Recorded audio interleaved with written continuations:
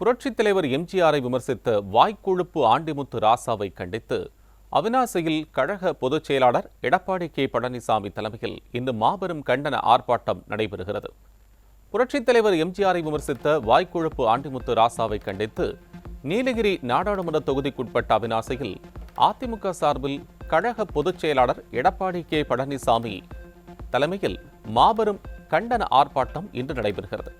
இந்த கண்டன ஆர்ப்பாட்டத்தில் கோவை, நீலகிரி மற்றும் திருப்பூர் மாவட்டங்களைச் சேர்ந்த தலைமை கழக செயலாளர்கள், மாவட்ட கழக செயலாளர்கள், கழக சட்டமன்ற உறுப்பினர்கள், முன்னாள் அமைச்சர்கள், கழக சார்பு அமைப்புகளின் துணை நிர்வாகிகள், முன்னாள் நாடாளுமன்ற சட்டமன்ற உறுப்பினர்கள் மற்றும் கழக நிர்வாகிகள் உட்பட பொதுமக்களும் பெருந்திரளாக கலந்து கொள்கின்றனர்.